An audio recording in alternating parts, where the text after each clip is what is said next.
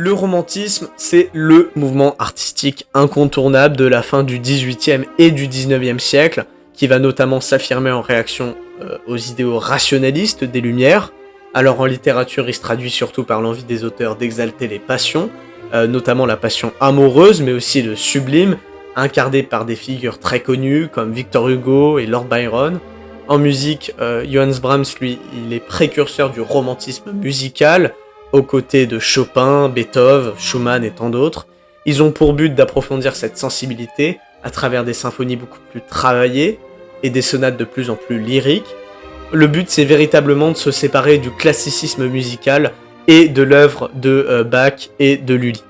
Mais c'est aussi dans la peinture que ce courant trouve une expression très importante, puisque les peintres vont se pencher sur de nouvelles techniques et de nouveaux sujets pour s'approprier le mouvement romantique. Alors aujourd'hui, à travers 3 grandes œuvres emblématiques, nous explorerons les 3 grandes phases du romantisme pictural. On commence cette présentation par Atala au tombeau, qui est aussi appelé les funérailles d'Atala. C'est un tableau peint à l'huile par Anne-Louis Giraudet en 1808, qui est d'ailleurs exposé au musée du Louvre. Anne-Louis Giraudet s'inspire du roman Atala, écrit par Chateaubriand et intégré dans son œuvre Le génie du christianisme. Donc cette peinture, elle a été commandée par Louis-François Bertin, qui a notamment été directeur du Journal des débats. Donc ce tableau, il illustre l'enterrement d'Atala, qui est un passage du roman que Chateaubriand y décrit très brièvement, pour le coup sans préciser la position des personnages dans la grotte. Donc on va aussi voir pourquoi cette œuvre marque un tournant entre la peinture néoclassique et romantique. Donc Giraudet, il met en scène 3 personnages figés dans un moment de recueillement. Tout d'abord Atala, au centre, qui est représenté allongé et tenu par les 2 autres personnages du tableau, les mains jointes sur une croix. On observe aussi une très légère lumière qui éclaire uniquement le corps d'Atala, et qui met en évidence évidemment donc sa pureté, puisque c'est la lumière de la lune qui la touche directement. À gauche, on retrouve le personnage de Chactas, qui est seulement vêtu d'une sorte de pagne, et avec des cheveux tressés. Il exprime sa douleur en s'agrippant au personnage d'Atala, avec sa tête qui repose sur ses genoux. À droite, le père Aubry, vêtu d'un habit religieux, qui baisse la tête et soutient très délicatement les épaules de la jeune fille. Plusieurs éléments du tableau ont une signification très forte. D'abord, la pelle qui est placée au premier plan, qui peut évidemment symboliser l'acte d'enterrement, mais aussi l'inscription biblique qui est gravée sur le rocher. « J'ai passé comme une fleur, j'ai séché comme l'herbe des champs », qui rappelle évidemment le thème du tableau, et le fait que la vie est très courte et fragile. Alors ce tableau, il mélange 2 moments forts. D'abord la veillée funéraire, mais aussi la mise au tombeau, puisque Giraudet cherche à représenter la rencontre entre l'amour et la mort, c'est-à-dire Eros et Thanatos. Donc avec cette œuvre, Giraudet s'éloigne du classicisme et il annonce le romantisme qui met en avant les émotions. La composition, elle reste assez équilibrée.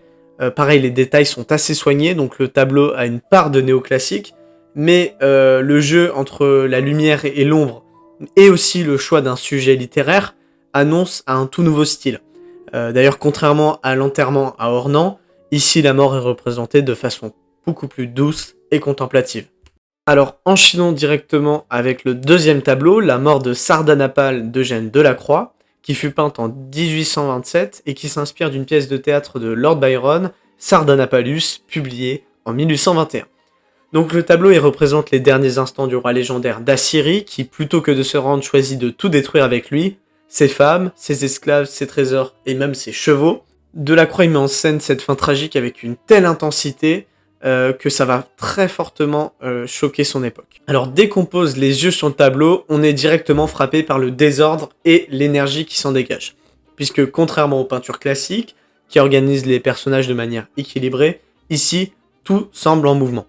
On peut voir que le rouge domine la scène, on le retrouve d'ailleurs sur les draps, les coussins, les vêtements et même dans les plumes du cheval à gauche.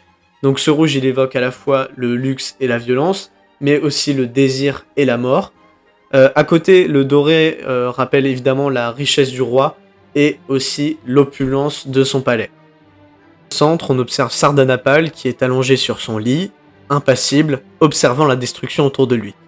D'ailleurs, à ses pieds, on peut observer une femme qui gît sur un tissu rouge, probablement Mira, sa favorite, condamnée à mourir avec lui. Devant ce tableau, impossible de ne pas être frappé par la brutalité de la scène. À gauche, un esclave s'apprête à égorger une femme qu'il retient de force. Plus bas, un cheval tente de se débattre, tiré par un serviteur. Partout dans le tableau, les corps s'entrelacent dans des positions totalement torturées. Alors Delacroix il accentue cette impression de chaos en utilisant des lignes courbées et en multipliant les diagonales, ce qui donne une sensation d'instabilité dans le tableau. Alors il faut aussi noter que l'orientalisme, qui est très présent dans l'art du 19e siècle, est aussi visible ici, puisque les costumes et les corps sont exagérément mis en valeur et reflètent une vision très fantasmée de l'Orient.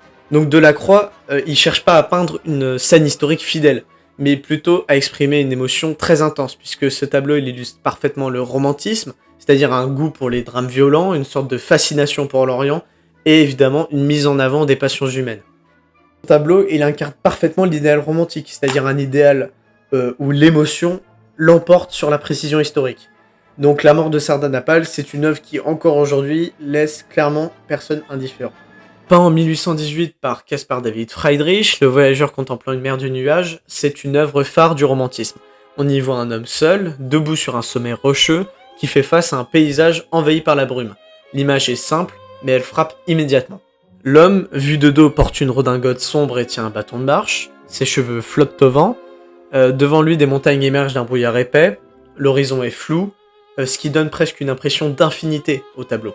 D'ailleurs, Friedrich s'est inspiré des montagnes de l'Elbe, mais son but c'est pas de représenter un lieu précis, il veut tout simplement créer une atmosphère. Ce tableau il joue sur un contraste, le voyageur semble dominer le paysage mais il paraît aussi minuscule face à l'immensité qui l'entoure.